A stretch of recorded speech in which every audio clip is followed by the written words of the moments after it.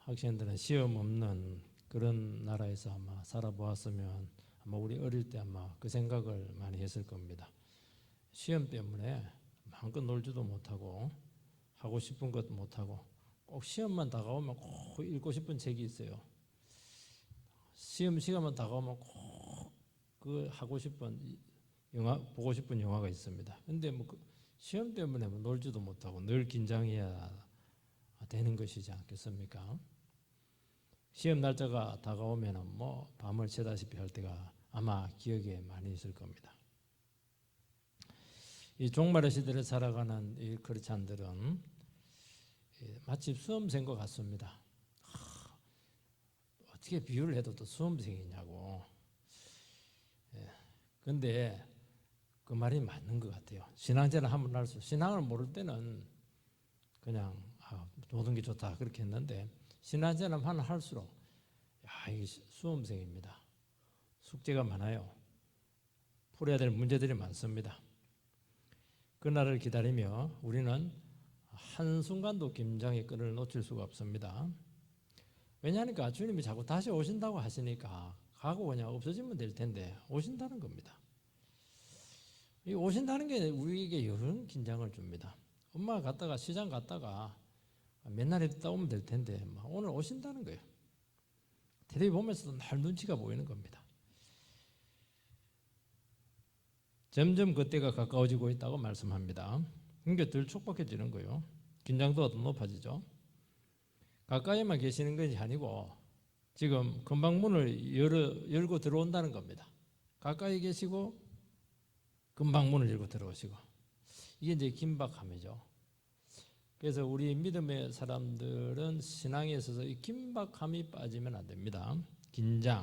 긴장이라고 하는 거 안 좋은 스트레스에서 오는 긴장이 아니고 거룩한 긴장입니다. 그래서 우리는 불신앙으로 살아갈 수가 없고 또 이렇게 세상적으로도 나갈 수가 없습니다. 왜냐하면 세상으로 나갔는데 주님 오시면 곤란하거든요. 주님께서는 언젠가 오셔서 우리의 삶을 평가하십니다. 그리고 반드시 상벌을 주신다고 말씀하고 있습니다. 그러니까 주님 오실 때까지 인내해야 됩니다. 어느 정도까지요? 영원히 인내해야 됩니다. 세상에서는 조금 인내하면 힘든데 우리 신앙생활은 영원히 인내하는 겁니다. 첫 번째는 주님 다시 오심이 무엇을 의미하느냐 하는 것입니다. 7절 말씀을 보면은 그러므로 형제들아 주께서 강림하시기까지 길이 참으라. 8절에 보면 너희가 길이 참고 마음을 굳건하게 하라. 주의 강림이 가까우니라. 9절에 보면 형제들아 서로 원망하지 마라. 그리하여야 심판을 면하리라. 보라 심판주가 문 밖에서 계시니라. 주님께서 반드시 다시 오신다는 것입니다. 주님께서 처음 이 세상에 오실 때는 구속주로 오셨지만은 다시 오실 때는 심판주로 오십니다. 그래서 오셔서 구원을 베푸시고 심판을 행하시고 상벌을 주신다고 말씀하고 있습니다. 우리 인생은 이제 결산을 한다는 것이죠. 그런데 문제는 오시는 때를 모르는 겁니다. 그러니까 긴장의 끈을 한순간도 놓고 살아갈 수가 없습니다. 넋을 놓고 이 퍼져 있을 수가 없어요. 한없이 텔레비 볼 수 없고요. 한없이 세상에서 친구들과 같이 있을 수 없고 자기도 알아요. 이렇게 살면 안 되지, 이리 살면 안 되지, 이리 살면 매 맞지. 늘 깨어 있어야 되는 겁니다. 세상 지금 만날 수 있어요. 또 뭐 자칫해서 또 이렇게 옛날에 그 버릇 나올 수 있습니다. 그래도 마음속에는 긴장이 있는 거예요. 이건 아니지, 이렇게 하다 매 맞지. 왜냐하면 지금 시험 치고 있는 중이거든요. 주님이 다시 오시거나 오신다는 것을 모른다면 우리는 마음대로 살아갈 수가 있습니다. 아니죠. 마음대로 살 수가 없죠. 우리 성도들에게서 가장 중요한 게 뭐냐니까 성도다운 것은 긴장을 하고 있기 때문에 성도다운 것입니다. 우리는 기회가 있어도 다 기회를 쓸 수가 없어요. 우리도 똑같이 좋은 게 좋은 겁니다. 우리도 나름대로 욕심 있고 정욕이 있어요. 절제를 해야 되는 것이죠. 우리는 세상 사람처럼 그렇게 살아갈 수가 없는 이유는 우리는 주님을 섬겨야 되는 이 경건의 모습을 갖추고 있어야 된다는 것입니다. 이 원래 그 초대교회 성도님들에게서 제일 큰 관심은 뭐냐? 예수님께서 가신 대로 다시 오신다 했기 때문에 주님 언제 오시나 하는 것이 그들에게서 제일 큰 어려움이었습니다. 근데 문제는 뭐냐니까 시간이 지난데도 불구하고 기다리던 주님이 오시지 않게 되었던 것이죠. 그래서 야고보서를 쓸 이 당시에 상당한 그 시간이 지났다는 것을 알 수가 있습니다. 주님이 가시고 나서 30년, 40년 이 시간이 지나게 되었는데 기다리던 주님이 오시지 않으셨어요. 그렇게 되니까 자기도 모르는 사이에 이 긴장이 빠지게 되었습니다. 주님이 왜 오셔야 되지? 굳이 힘들게 신앙생활 할 필요가 있나? 왜냐니까 안 오시니까 자꾸 의심이 되는 겁니다. 주님 영원히 오시지 않는 것 아닐까 하는 것이죠. 이런 잘못된 이런 종말론적인 이런 그 의심이 점점 세상을 사랑하게 했고 쾌락과 우상을 섬기는 쪽으로 가게 했다는 것을 알 수가 있습니다. 그러면서 그 당시 성도들이 세상 사람들과 똑같아지는 것을 알 수가 있습니다. 그래서 야고보서 보면 신랄하게 비판합니다. 너희들이 지금 어디 가냐? 장사로 갔냐? 그 앞에 보면 막 나오잖아요. 들으라 이렇게 하면서 막 그냥 너희들이 지금 세상에 빠져가지고 세상 가치를 추구하고 있구나 막 그렇게 얘기를 하고 있는 것이죠. 야고보 사도는 긴장에 빠진 그 성도들에게 주님이 다시 오신다는 것입니다. 그래서 성도의 본인의 임무로 돌아가라는 것을 말씀하고 있는 것입니다. 성도의 본인의 임무는 긴장이 있는 거예요. 긴박감이 있는 것입니다. 긴박감. 잠도 막 못 자는 거예요. 여러분 새벽기도 이렇게 나오려 하면은 몇 분 깨었다 나왔다. 그래서 하루 종일 피곤할 수도 있어요. 왜냐하면 시간이 있으니까 시간이 똑딱똑딱 오기 때문에 그렇게 하는 것입니다. 주님께서는 구원사역을 완성하시고 보좌 우편으로 올라가실 때 제자들에게 잘 있으라 그렇게 하고 가시지 않고 너희들 왜 하늘을 쳐다보고 있느냐고 왜 먼 산을 바라보고 있냐고 책망을 했습니다. 나는 올라가신 그대로 다시 내려오신다고 말씀했습니다. 올라가신 그대로 내려온다는 것은 뭐 틀리게 온다는 게 아니에요. 주님이 어떤 모습으로 오실까 언제 오실까 그런 거 생각하지 말라는 겁니다. 평상시에 그 하늘을 바라보면서 쓸데없는 공상하지 말고 예수님 저 올라갔는데 어떤 모습으로 앉아 계실까 그런 거 생각하지 말라는 거예요. 갈릴리 사람들아 이렇게 얘기하면서 빨리 현실로 돌아가라는 겁니다. 현실로 돌아가서 뭐 하는 겁니까? 현실에서 너에게 주어진 숙제가 있지 않느냐, 사명이 있지 않느냐, 문제들이 많지 않느냐, 빨리 그 숙제를 해결하라는 것입니다. 숙제를 어떻게 해결하는 것입니까? 각자 숙제가 달라요. 어려움 있는 사람들은 그 어려움을 믿음으로 이기는 것이죠. 사명이 있는 사람들은 그 사명을 감당하는 것입니다. 어떻게 내가 목회의 사명을 감당할까? 이게 참 중요하잖아요. 이게 우리는 매 순간순간 믿음으로 살아가는데 이게 믿음으로 사는 것이 쉽지가 않습니다. 감사가 잘 되지 않아요. 그거 숙제죠, 숙제. 왜 나는 감사가 안 될까? 나는 왜 기쁨이 없을까? 이걸 풀어내라는 것이죠. 이건 전부 다 우리에게 주신 숙제고 문제라는 겁니다. 왜 나는 마음에 늘 낙심이 있을까? 나는 왜 기도가 안 될까? 이런 것들 전부 다 우리에게 던져진 숙제라고 말씀하고 있습니다. 또 우리는 죽음을 준비하지 못하고 있어요. 그런데 덜컥 입원을 한 겁니다. 그러면 어떻게 해야 되는가? 주님 만날 준비를 하는 것이죠.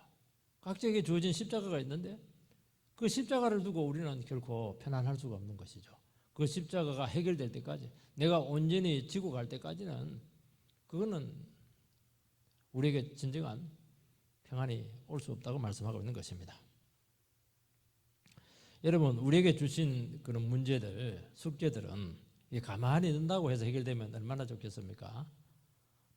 세월이 약이라고 시간이 간다고 해서 해결되지 않습니다. 이것은 전부 다 풀어야 돼요. 하나님과의 관계에서 풀어야 되고 믿음으로 풀어야 되고 말씀을 통해서 풀어야 되는 것이죠. 그리고 우리에게 부르신 목적이 다 있는데 그 목적을 가지고 내 삶의 그런 삶의 그 궤적을 이렇게 추적을 하면서 내가 지금 어디로 가고 있는가 하는 것을 점검을 해야 되는 것이죠. 그래야 문제가 풀리는 것입니다. 자기가 하고 싶은 거 다 하고 막 욕심 부릴 거 막 마음껏 부리고 그렇게 하면은 풀리지가 않아요. 점점 매듭이 엉키게 되는 것을 알 수가 있습니다. 이게 풀어야 돼. 이거 풀어야 그 다음에 오는 겁니다. 그 다음에 사업이 있는 것이고, 그 다음에 뭐 가정이 있는 것이고, 그 다음에 공부가 있는 것이고, 결혼이 있는 것이고 그렇게 하는 것이지. 자기에 주어진 이 주님께서 주신 이 숙제를 풀지 못하면은 그 다음은 없는 겁니다. 그냥 사는 거예요. 그래서 최우선순위에 무엇을 둬야 되는가? 주님께서 나에게 주신 문제와 숙제를 어떻게 풀 것인가? 어떻게 풀어야 됩니까? 혼신의 힘을 다해야 돼요. 그런다고 풀립니까? 풀릴까 말까죠. 완전히 여기에 올인을 해야 됩니다. 그래야 풀릴까 말까 그렇게 하는 겁니다. 믿음의 세계에 있어서 대충 해가지고 되는 거 없습니다. 우리 예수 믿는 걸 자꾸 대충 해도 된다고 생각을 하는데 그것처럼 착각이 없어요. 여러분 세상에서 시험 치는 학생들도 대충 하는 거 봤습니까? 그러면 절대로 점수 안 나와요. 어떻게 하냐면 반복하고 또 반복하고 또 빠진 게 없나? 지난번 틀린 게 뭘까? 그러니까 밤잠을 설쳐가면서 머리가 당겨가면서 그렇게 해도 100점 하기 힘들어요. 그러니까 믿음의 세계라고 하는 것은 이것은 정말 혼신의 힘을 다해야 되는 거예요. 이게 그래도 될까 말까 그렇게 얘기하는 것입니다. 다른 거 다 하고 먹을 거 다 먹고 볼 거 다 보고 이렇게 하면서 나의 그런 근본적인 문제를 해결했다. 주님과의 관계가 해결됐다. 그거는 있을 수가 없다. 분명히 말씀하고 있는 것입니다. 노아의 사명은 하나님의 심판을 선포하는 것이고 그 심판의 증거로 방주를 만드는 겁니다. 120년 동안. 그러니까 120년은 굉장히 긴 시간이죠. 사람들은 막 비웃고 비가 어디 오냐고 하면서 조롱을 합니다. 노아는 완전 햇빛은 쨍쨍 모래알은 반짝.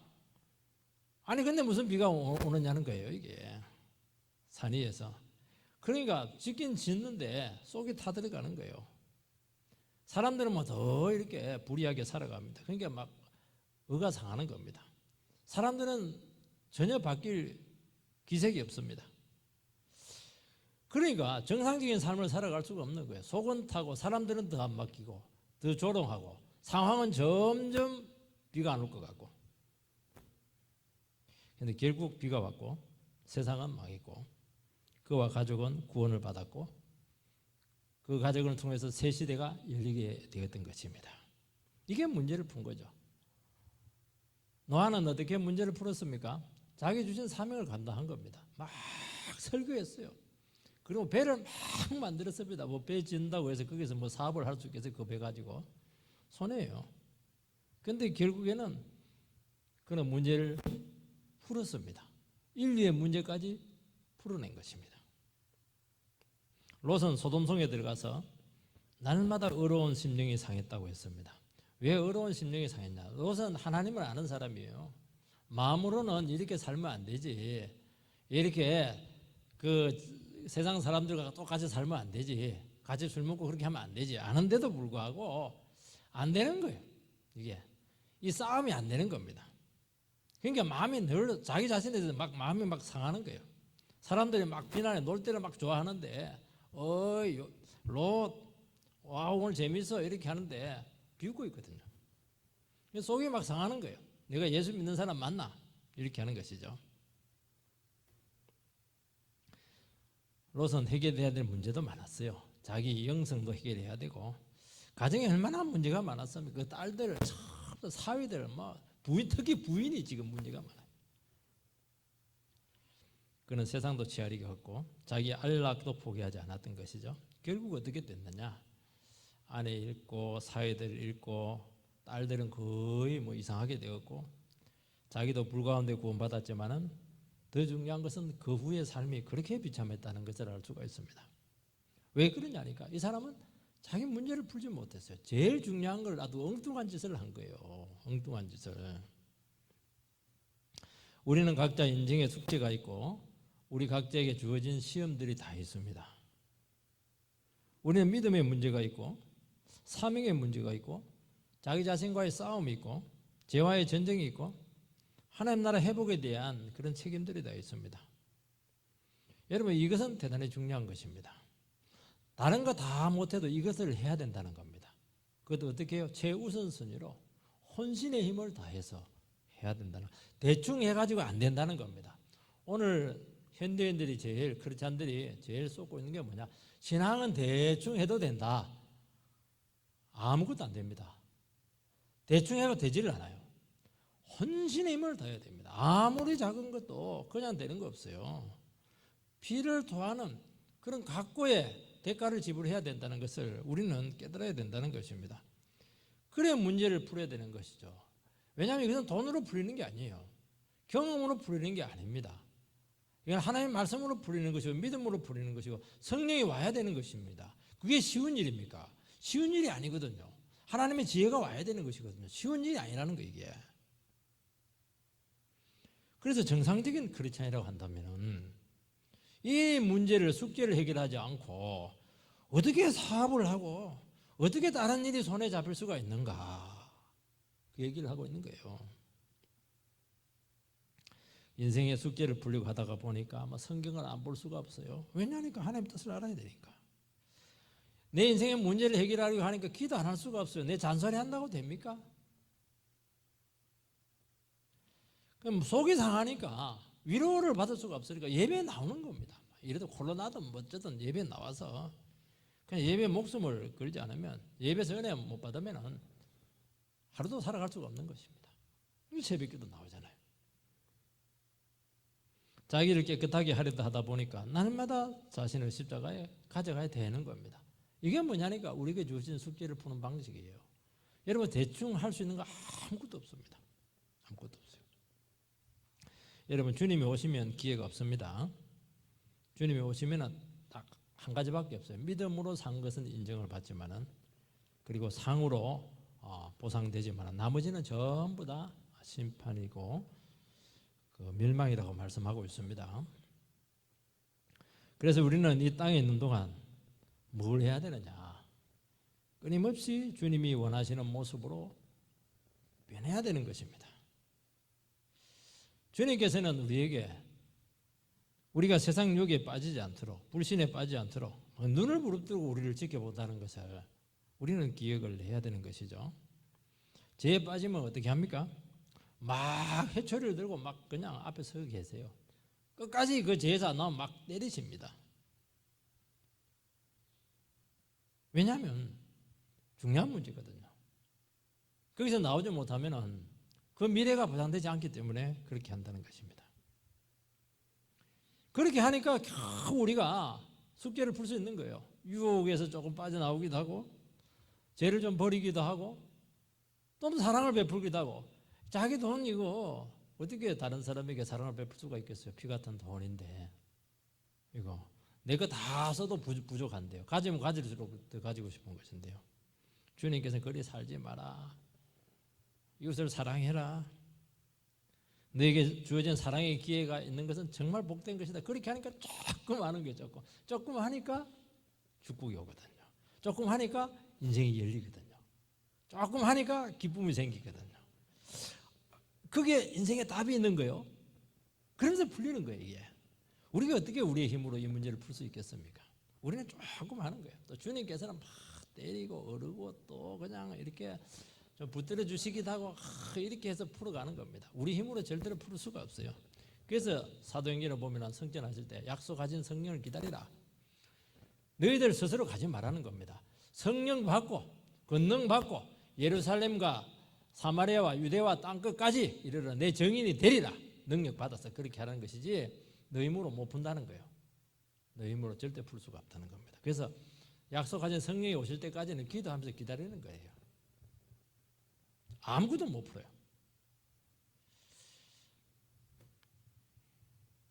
여러분, 우리는 내 자신의 문제만 풀기도 벅차요. 우리는 다른 사람 뒤옆 바라볼 필요 없습니다.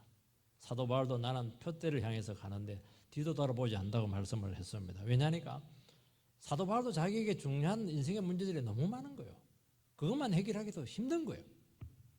옆을 돌아볼 여유가 없다는 거예요. 침체하거나 낙심하거나 뭐 인생이 어떻고 삐걱거리고 그렇게 할 여지가 없는 겁니다. 그러면 팍 밀리게 되는 것이고요. 회복이 불가능해. 한번 탁 꺾이면 이게 올라오는 게 쉬운 것 같아요. 쉽지 않아요.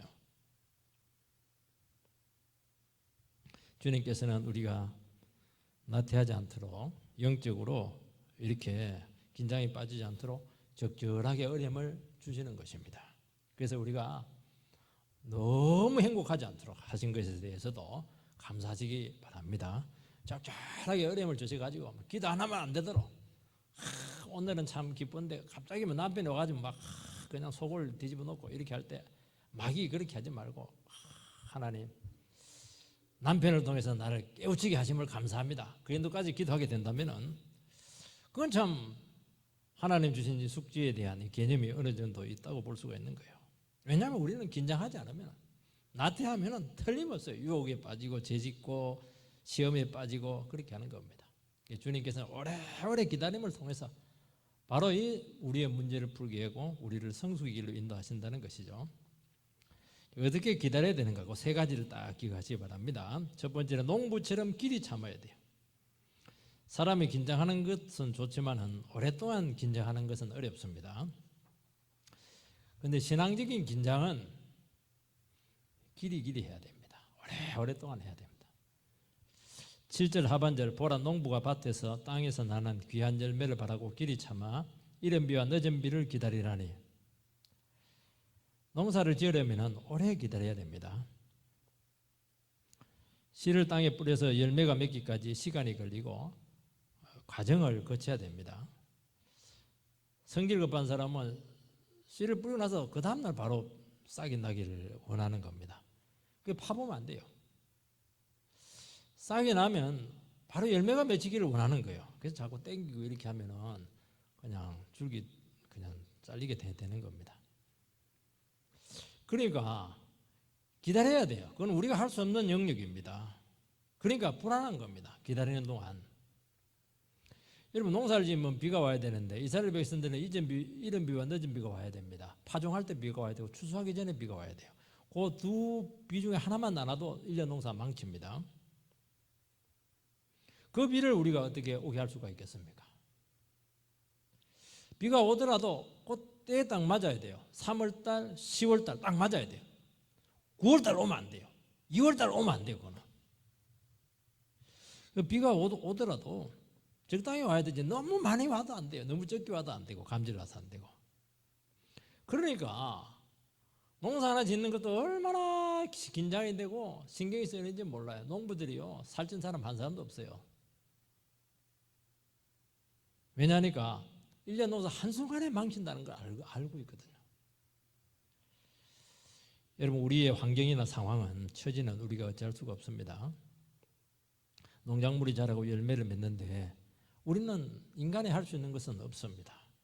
그러니까 하나님께 맡기고 막 그냥 기다리는 그 방법밖에 없는 거예요. 낮잠을 자든 어떻게 하든. 여러분 우리 힘으로 어찌할 수 없는 상황들이 우리에게 있습니다. 자녀가 아플 때 대신 그 침대에 누워줄 수는 없는 거예요. 그것도 맡겨야 되는 겁니다. 시간이 가야 돼요. 아무리 아파하고 이렇게 해도 내 몸을 찢어가지고 같이 할 수는 없는 거예요. 그 아픈 걸 지켜봐야 되는 것이죠. 변하지 않는 그 자녀 어쩔 수 없어요. 못 깨닫는 걸 어떻게 하겠습니까? 기도하면서 기다려야 되는 것이죠. 우리의 문제는 뭐냐? 우리가 할 수 없는데 그걸 붙들고 있는 거예요. 그러니까 자꾸 염려가 생기는 겁니다. 이거는 우리 힘으로 될 수 없는 영역이잖아요. 우리는 변화시킬 수가 없어요. 절대로 변하지 않아요. 그런데 그걸 자꾸 염려하고 있는 것은 어리석은 짓이지 않겠습니까? 안 되는 거는 딱 맡겨야 되죠. 포기하라는 것은 아니에요. 그건 내 영역이 아니구나. 믿음이 있으니까 우리는 하나님께 맡기는 것입니다. 자녀가 수술했으면 의사와 주님께 맡기고 믿음으로 기다려야 되는 겁니다. 믿음으로 기다리는 게 뭐 울고 불매하면서 그렇게 있는 겁니까? 그렇게 하는 것은 그것은 믿음으로 기다리는 게 아니죠. 수술하고 나면 내가 지금 뒷바라지 해야 되니까 맞아. 내가 열심히 잠도 자고 잘 먹고 이래가지고 컨디션 조절 잘 해놓자. 그리고 지금부터 영적인 싸움이 굉장히 지금 한 심하겠구나. 내가 절대로 이 싸움에서 지지 말아야지. 그 영적인 뭐라고 하면 준비를 단단히 해놔야 되는 겁니다.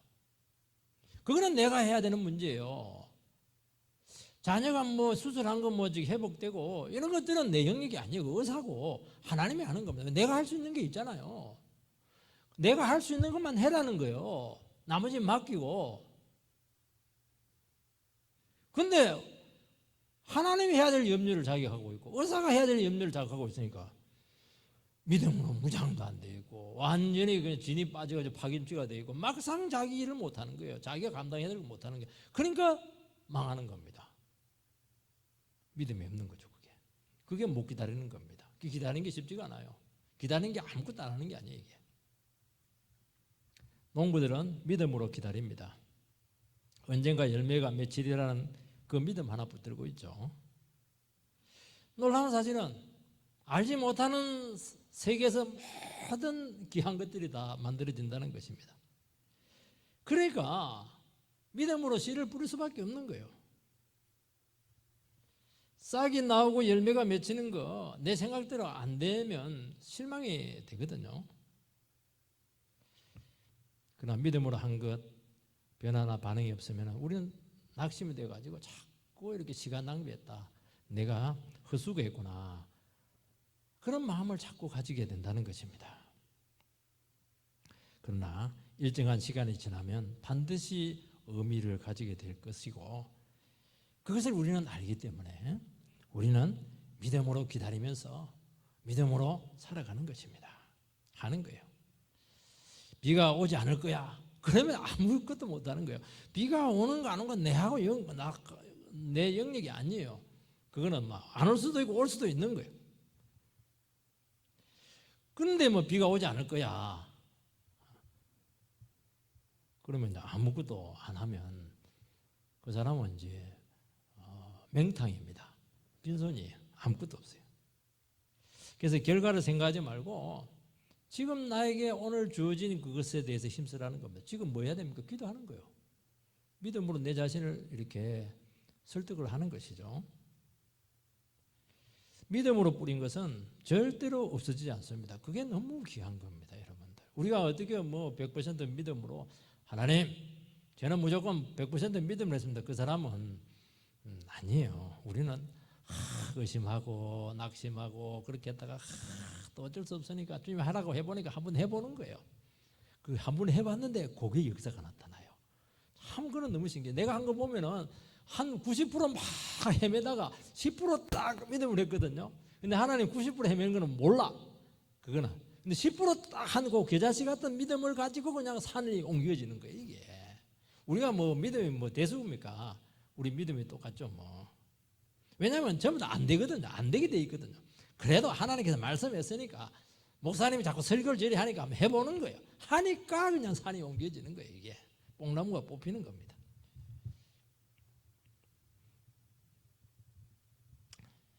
그래서 기다리면서 미래를 준비해야 되는 것이죠. 기다리면 뭐합니까? 성경 읽고 외국어도 공부해 보기도 하고 또 우리가 주님께서 또 좋은 투자처를 줄지 모르니까 또 열심히 저축을 하세요. 막 싹 써버리자. 그럼 아무것도 안 되죠. 그리고 주님과의 관계를 분명히 하는 것이지 않겠습니까? 여러분 열매를 거두려고 하면은 반드시 시간이 필요하고 과정이 거쳐야 돼요. 겪을 거 다 겪어야 되고 느낄 거 다 느껴야 되고 대가 지불할 거 다 대가 지불해야 되는 겁니다. 신앙은 왕도가 없습니다. 신앙은 개구멍으로 안 돼요.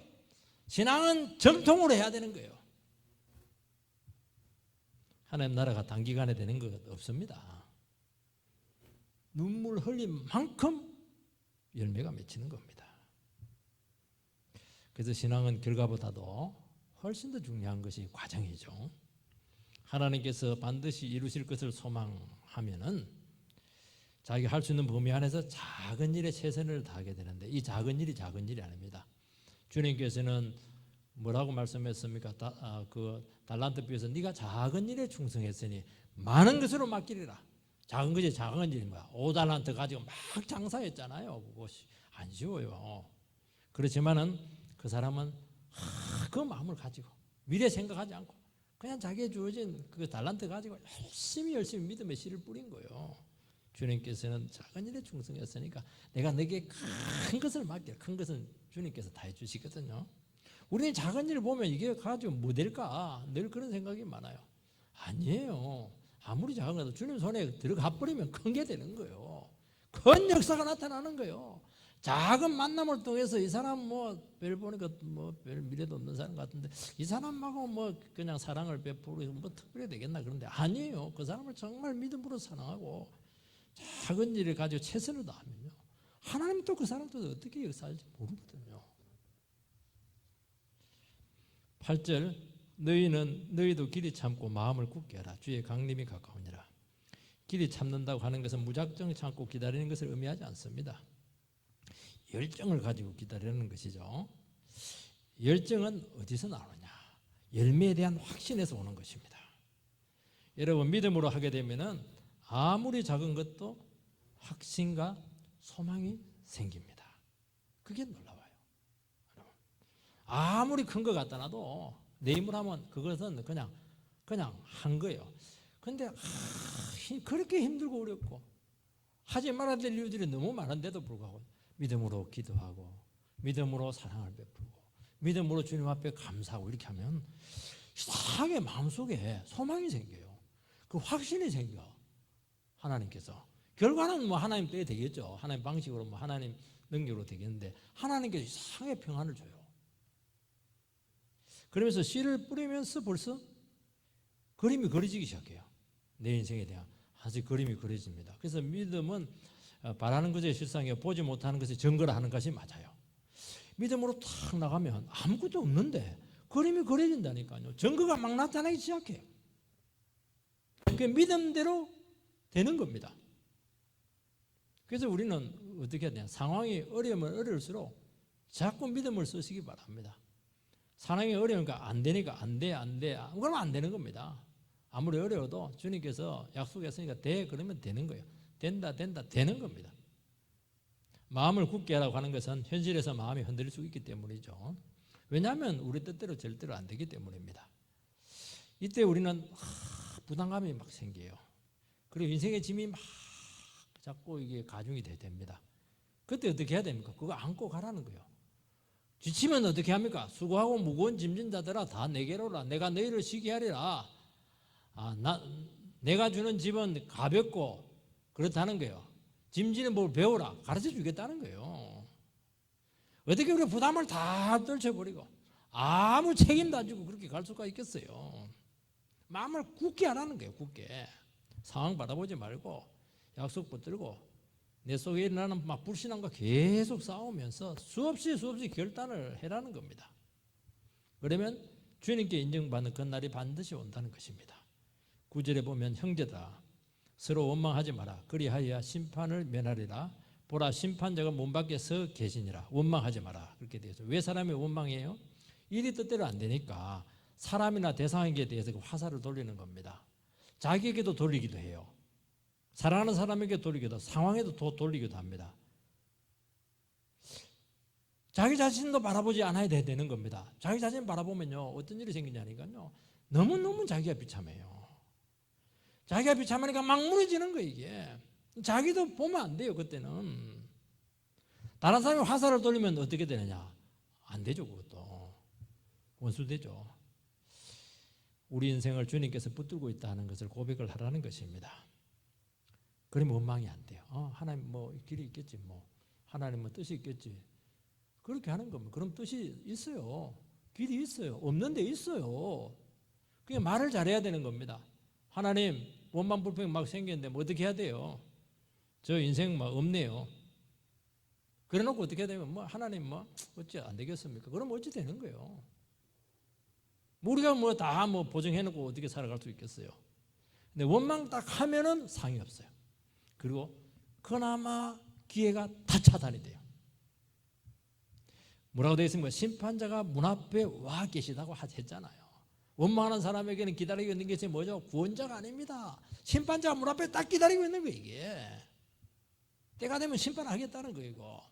자기도 알아요. 이렇게 살면 심판 나간다는 거, 미래가 없다는 거 알고 있거든요. 그래서 원망은 아무것도 이루지 못한다고 말씀하고 있는 것은 한 발자국도 앞으로 나가지 못합니다. 두 번째는 어떤 인내가 필요하냐니까 선지자들의 고난을 기억을 해야 됩니다. 10절 형제들아 주의 이름으로 말한 선지자들로 고난과 오래 참음의 본을 삼으라. 선지자들은 불의한 세상에서 말씀을 전가하다가 핍박을 당한 종입니다. 왜 핍박을 당했죠? 말씀 때문에 핍박을 당하고 믿음으로 살려고 하다 보니까 어렵게 살려고 하다 보니까 핍박을 당한 것입니다. 그래서 믿음으로 살아가는 사람은 이 불신의 세계 속에서 반드시 고통을 겪게 되어 있다는 것입니다. 손해를 보게 되어 있고 어려움을 겪는다는 것이죠. 우리도 이제 그런 일이 많다는, 예수 믿기 때문에 어려움을 많이 당할 때가 있다는 것이죠. 그때는 선지자의 고난을 생각을 하라는 것입니다. 그들의 본을 나의 본으로 삼으라고 말씀하고 있습니다. 하나님께서는 선지자들을 그냥 교회 안에 가둬두지 않았어요. 핍박 가운데 두셨다고 말씀합니다. 왜 그렇게 했겠습니까? 선지자들 하여금 조금 높은 데서 손오공처럼 이렇게 구름 타고 다니고 이렇게 하면 사람 말 잘 들을 텐데 그렇게 하지 않아요. 핍박 가운데, 삶의 한 현장 가운데, 제일 치열한 삶의 현장 가운데 두셨다는 거예요. 제약이 제일 많은 곳에 선지자를 두었다는 겁니다. 우리 예수 믿는 사람을 어디에 둡니까? 우리 어디에 둬요? 뭐 편안한 데 그렇게 준다고 생각하지 않아요. 영적인 싸움이 치열한데 우리를 두실 수 있다는 것이죠. 그렇게 하시는 이유는 그러니까 평안이 없어요. 하나님께서는 평안보다는 그렇게 고통당하고 고생하는 것이 영혼에 유익하기 때문이죠. 여러분, 하나님의 말씀 때문에 핍박받으면 신앙이 막 살아납니다. 평안할 때는 예수 믿는 사람인지 안 믿는 사람인지 소속이 막 불분명해요. 그런데 어려움이 딱 생기면은 사람이 확 달라져요. 진짜 예수 믿는 사람 같아요. 그래서 착각을 한다니까. 뭐 계속 당신은 어려움이 있어야 되겠다고. 그거는 좋은 말이 아닙니다. 그러니까 어려움이 없으면 막 이게 완전히 또 이게 뭐 세상 사람인지 이게 완전히 이상해. 어려움이 딱 생기면 사람이 딱 달라져요. 막 정신이 번쩍 들면서 막 그냥 또 하는 게 예수님 같아요. 목사님 같아. 평소에 말씀 안 보고 기도도 안 하다가 막 그렇게 하나님을 또 찾아요. 영 새벽기도 안 나오다가 그냥 막 새벽기도 나오고 이렇게 하는 겁니다. 그럼 말씀이 막 살아있어요. 막 기도가 막 살아있어요. 기도가 성취가 돼요. 마치 하나님의 종처럼 담대하게 불의와 막 맞서고 막 싸우고 있어요. 말하는데 막 말에 힘이 팍팍 들어가 있어요. 왜냐 하나님께서 권세를 주셔가지고 막 권위가 있어요. 그러니까 무시를 못하는 겁니다. 이게. 선지자들은 제가 완전히 청산될 때까지 하나님의 뜻이 그 말씀대로 이루어질 때까지 핍박받을 수밖에 없어요. 막 말씀을 했는데 사람들이 막 반발하고 이렇게 하면 그 고통과 아픔을 자기가 감수할 수밖에 없는 겁니다. 그리고 또 얘기해야 돼요. 안 바뀔 때까지 자기는 고통당하니까 그거 참 그걸 신기한 거예요. 이게 남편이 안 바뀌면 결국에 어떻게 되는 거예요? 고통은 나한테 오는 거잖아요. 내가 감싸고 가야 되는 것은요. 그래서 제일 좋은 게 빨리 바뀌는 거예요.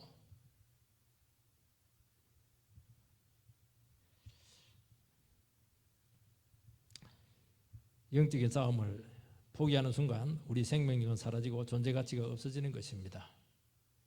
그 기억해야 돼요. 그래서 우리의 싸움은 각자 다를 뿐만 아니라 결코 간단하지 않고 오래오래 걸린다는 것을 기억을 해야 됩니다. 왜냐하면 일단 사람들이 잘 바뀌지가 않아요. 내 생각대로 안 되는 겁니다.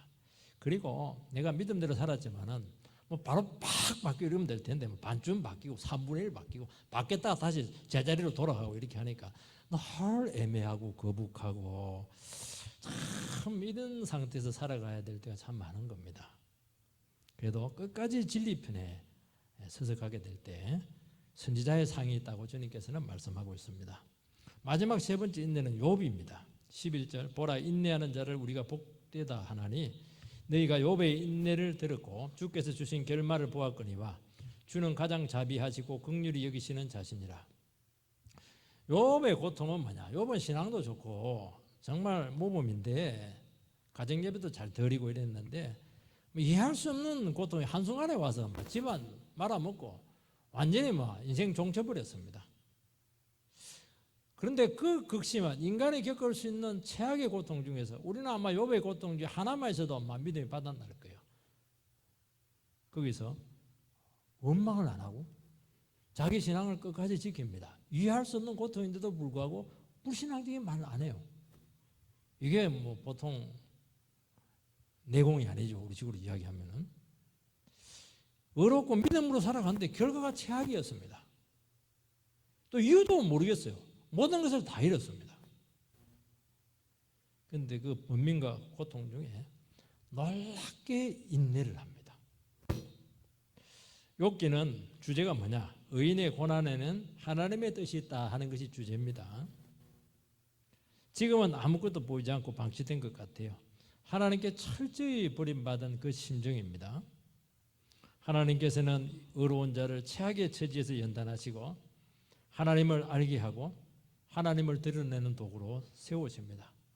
내가 정금같이 내가 연단을 받은 후에는 정금같이 나오리라. 이게 욥기의 아주 주제 구절이지 않겠습니까?